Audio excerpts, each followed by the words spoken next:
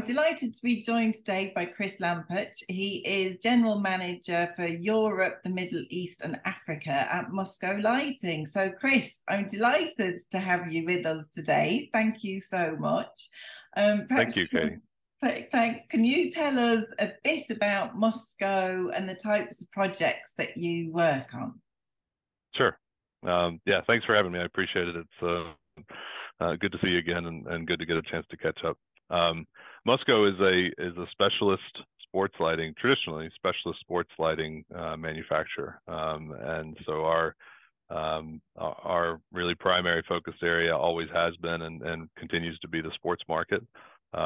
We do get involved in projects outside of sports on occasion, and seeing growth in probably transportation infrastructure is one of the areas outside of sports, so airports and ports and rail yards, that type of thing. But I would say a great majority of our business continues to be focused around sports, and it's for us, it's really from a grassroots level all the way through to the biggest stadiums on the global scale, major broadcast events like the Olympics and Commonwealth Games, those types of things. So really encompassing any aspect of sports from youth and communities all the way through to the world stage. But perhaps you can just tell us about, a particularly interesting or exciting project that you're working on this year. Sure. Yeah, the list is long, and no, we probably don't have time to cover them all. For us, I think it's what's always interesting when we're in our businesses. The projects that get the most media attention are exciting and fun. For us as a company, the projects that are still just as exciting are ones that make a big impact on a community. So to talk about the exciting projects we're working on, we're going to do. We just finished the Yas Marina Formula One circuit, which was our lights before, and we're upgrading the system to LED, adding some dynamic controls and some color changing. We did the same for the Losail circuit in Qatar, which just hosted their Formula One. So those the big Formula One tracks are fun, exciting projects, certainly with a lot of notoriety. We did this summer. We did Liverpool Football Club at Anfield, upgraded their system to LED. Also did Luton Town, which was a unique project and a unique story. So fun to be a part of those types of things. But probably, Premier League's been an interesting one. We've this year. We're in 85% of the Premier League stadiums, so 17. I think it's 17 out of 20, and we're also awarded the contract for Everton's new stadium. So we'll be going in there. So that would make it 18 out of 20. So that's something we're really awfully proud of, to set ourselves as really the preferred supplier in the biggest football league in the world. Is something we don't take for granted. Every one of those projects was things that were unique in and of themselves, and everything from Manchester City, Manchester United, Arsenal, but all the way, like I said, down to working with Luton Town and some of the promotion clubs over the last few years and stuff has been challenging and fun, and something we're awfully proud of. So a few listed there. We've got in the U.S., which is still certainly the biggest sports market in the world. We have a really healthy market share, we'll say. And when you get into the big NFL, MLB, NBA stadiums, we're in a majority of all those professional leagues are Musco venues. So, that's again, those big ones that you see on TV all the time are the ones that you'd like to put your name on, and people like to know that you're involved in those. But one of my favorite things I did this year was to go to Wexford to see Wexford turn on their lights at the local GAA stadium for the first time at Wexford Park, and a match that they played, Wexford Kilkenny, for your Ireland listeners will know the importance of those things. It was a preseason cup match. Usually they maybe have 2,500, 3,000 people, and they had 13,000 people show up to see the lights for the first time at Wexford Park. And, every kid shows up with his Hurley, and at halftime the field's covered with kids playing with their dads and brothers and sisters. And, for us, projects that impact communities are as exciting and as fun as putting your name on Wembley Stadium. And it's not to take anything away from how important Wembley is, but seeing kids getting out to play under the lights is kind of without equal when it comes to what we do. Yeah, and it's funny actually, you know, sort of, I know I was looking at your social media in the week, and you know there was the amazing photos of the Chelmsford race course as well. You know, so you really cover, you know, horse racing, motor racing. We do, yeah. American sports, GAA. It's across the. If it's competitive, we're probably finding a way to light it, and that is unique. You know, yeah, the Chelmsford one was fun too, because we did that system, gosh, almost 20 years ago, and so to come back and upgrade it to LED and keep they had that unique champagne flute design, you know, which they wanted to maintain, and so keeping that look and feel, but changing over to LED, giving them some dynamic controllability, you know, improving the light control, you know, those are things that are you know, really near and dear to what we do well and what makes us unique. But to see the end result on that was a lot of fun and a great group of people to work with. Yeah, and talking about, you know, the actual sort of the project themselves, whether it be Formula One or horse racing or Premier League, you know, at what stage in a project, you know, does the club, team, venue say, right, you know, we need to talk to Musco Lighting? You know, what stage is it that you guys get involved? It's probably, you know, project specific. Sometimes if it's a new build venue, you know, really early is ideal. I mean, and I'd probably say that as early as possible is always preferable to us, because, you know, we feel like what we do does have the ability to impact a lot of other system services, you know, visual for the whole stadium or whatever venue it is. So, you know, we love to be involved early. You know, we see ourselves as a solutions provider and a partner on any project. So, you know, the ability to help through the design process and structural and you know, all the things that have to be considered as part of what we do, but that impact other things makes it helpful for us to be involved early. You know, I think at Tottenham, you know, when they were designing the new stadium, I think our first meeting was probably 2014. You know, for a stadium that was finished in 2019, I think. So you just think about the timeline of when you start talking, and those were conceptual stages of development with Populous and the team there. And we had our lights at the old White Hart Lane, so we were, you know, we were a known partner and longtime friend of the club.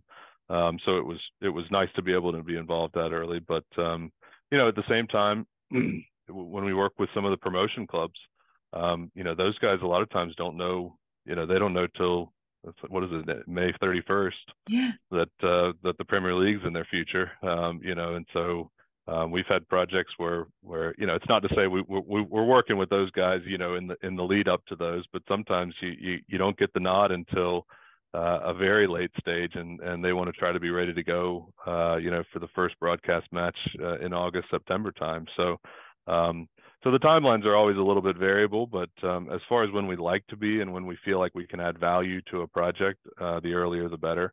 And you know, for us, the life of a project changes pretty rapidly. You know, I always kind of joke, there was one of the first meetings I ever had. I used to live in Ireland, worked with the Irish market for years, and one of the first meetings I ever had was in 2009. The project just happened in 2020. You know, so I worked with those guys for 11 years on a little rugby project. You know, and so you can never say, you know, it's the timelines always change, and sometimes it's quick and sometimes it takes a long time, and there's planning and you know, budget and fundraising and all those things that you go through. You know, but the earlier the better. We like to be a part of that process, and we feel like our design teams and engineering teams that we can bring to the table are without equal in the market, and beyond just doing lighting design, but just figuring out how to put systems together and integrate systems into unique structure. You know, it's more than just saying, here's 200 boxes of lights, you know, good luck. We want to design something that really is unique and bespoke for every venue, and that's one of the things that makes us really unique. And then obviously, you know, So when it comes to sort of the key values of Musco, what is it that sets Musco Lighting apart, from the rest of the companies? Yeah. I talked about some of those things. The willingness to be involved from on a project standpoint from start to finish is something that we take really seriously. We see ourselves as a partner, a solution provider, a system builder, and not just a box of parts manufacturer. So that interest and willingness to come alongside the project teams and owners and clubs and really be a solution provider and being able to build a complete lighting system instead of just a couple components is something we see really unique. And with that and the way that we design and build really bespoke lighting systems allows us a lot more control over the entire project. And so our willingness to warranty and be accountable for what we do is pretty unique. It's not something we see very often in the market, really ever. But long-term warranty is something that our ownership really got behind from an early stage. If somebody's going to invest the kind of money that it takes to put a lighting system in, our perspective is it should work for a long time. And if it doesn't, then we're comfortable being accountable. And if something goes wrong, pick up the phone to Musco and we're going to come take care of it. So I talk about partnership, and for us, partnership really is that accountability, that what you bought from Musco is going to work for a long time. And if it doesn't, then we're going to be there when you pick up the phone to us. And so it's accountability on the system, but it's also accountability on the performance. And so that's a really key factor for us and sets us apart in the market. Probably the other one is what we do with light control, light spill, glare, sky glow, trying to protect not just what the customer sees or the club sees on the pitch, but also protecting residential that may be adjacent, and some areas where you have houses. Luton's probably not a bad example, right in the middle of a town there, that we want to make sure that we're controlling the light and putting it where it's supposed to go. Especially broadcast, you like to create a theater, but even for a grassroots club or a local football club, who may have residential neighborhood or housing nearby, we want to try to make sure we don't impact them negatively. And that's something we've been committed to from very early in the sports lighting development, is how do we put more light where it's supposed to go and keep light where it's not supposed to go. We've been a long time partner with International Dark Skies, and for an organization whose commitment is to keep light out of the night sky and to protect the environment, to partner with an artificial lighting supplier is pretty unique. But our ability to control light and to prove that we can do that effectively goes a long way with that organization. So we've been a long-term supporter of them. And then obviously sort of fan experience and bigger integration is sort of a developing trend that we're seeing in, stadia across the world. So how is Musco approaching this, expectation? Yeah, it is. Our president, Jeff Rogers, kind of jokes that we spent probably 45 years trying to figure out how to make sure the lights never went off. And now people want to turn them on and off really, really fast, and so the change of turning flood lighting or sports lighting into an entertainment piece has been pretty unique, and something that we wanted to be on the cutting edge of. And so, we invested, from the early stages of LED in how to integrate that into an entertainment and a match day atmosphere, and we've brought on people and resources and additional recently bought a company that specializes specifically in entertainment, and their background has been in touring with concerts and delivering major events like the Olympic opening ceremonies, those types of things, and they bring that to what we do really well, which is how to make sure we put light on the pitch to play a match for broadcast. So bringing those things together has been an important piece with the development of LED, integrating color, moving spots, those types of things. How do we continue to push the match day atmosphere, but do it in a way that gives the stadium and the operational staff comfort of security, of control, so that if you need the lights on, they always have the ability to do that, and that it stays a safe environment for the spectators, broadcasters. There's a lot of stakeholders when it comes to putting, a Champions League match together, for example. So, how do we make sure that we give the fans in the stadium an unbelievable experience, but also protect the broadcast and protect the players and those types of things. So, but yeah, just continuing to push, fan experience is a key part, and something that we do in house with our own team of experts, technology that we've developed alongside that we think is pretty unique, and not something that we're seeing other people do from a control system and match day atmosphere type of thing. Manchester City is probably one of the really dynamic clubs right now with most of their Champions League match. We've been involved in supporting their match day experience, and if you go on Twitter, go on YouTube, and check out some of what they've done with lasers, moving lights, colored lights, and just unbelievable pregame shows. That really does elevate the environment. You have people coming in, sitting down way early because they don't want to miss the show, and that's a good thing for a stadium. It's a good thing for broadcast, so pretty exciting stuff. Yeah, and obviously the Man City's Etihad Stadium just hosted ALSD International as well, which obviously sports venue business delivers. So and Tottenham last year, so we're keeping in the Musco family. We are very much so. Good, really good people. And then finally, Chris, is there anything that people don't know about Musco and that they should know? I think I mentioned before, what we do at a community level. Partnerships are something that every organization has partnerships and stuff. I think when you think about sports lighting, you always do think about the major venues, the big events and things. We have our really long-term and special partnerships are usually community-based. So Little League Baseball, U.S. Soccer Foundation's been a long time partner for us. We work with the European Football Development Fund, or European Football Development Network, EFDN, that are committed to bringing the foundations of football clubs together, and not necessarily the clubs themselves, but the charitable arms. So what these clubs are doing in communities. So we've supported those guys. British Sustainability in Sport. These are these organizations that we see that are impacting communities, that are figuring out how do we get kids playing. All ages, all backgrounds.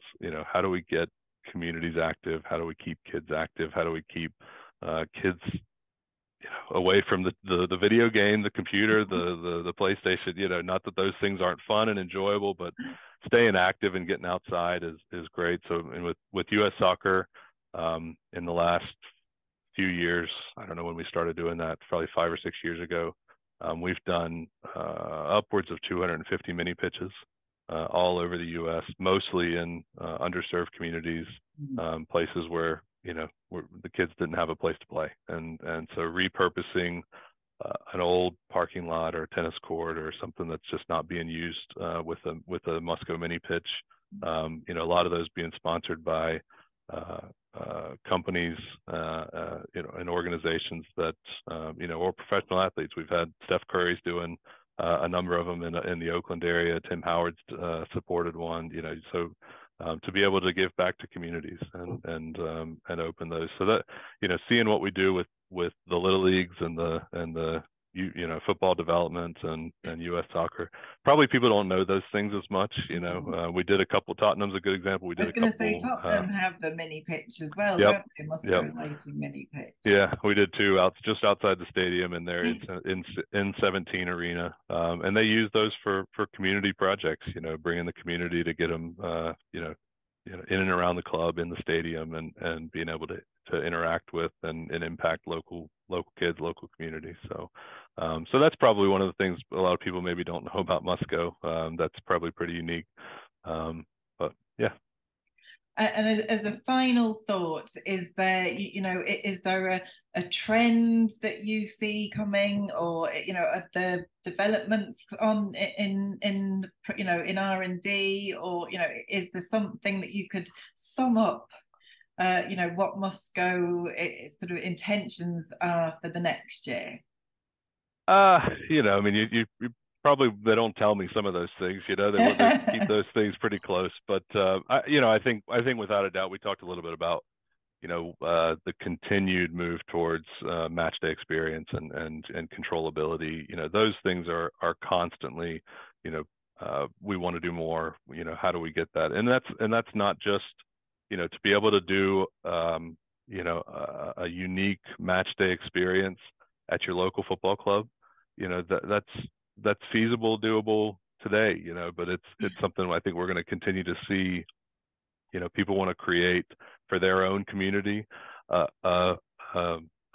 exciting, unique experience and bring people out to play more. So I think those are the things that I think we'll continue to see. You may see some more stuff from us as time goes on that they won't let me talk about on an interview, but we're constantly innovating and evolving to keep ourselves where we belong at the top of this industry, and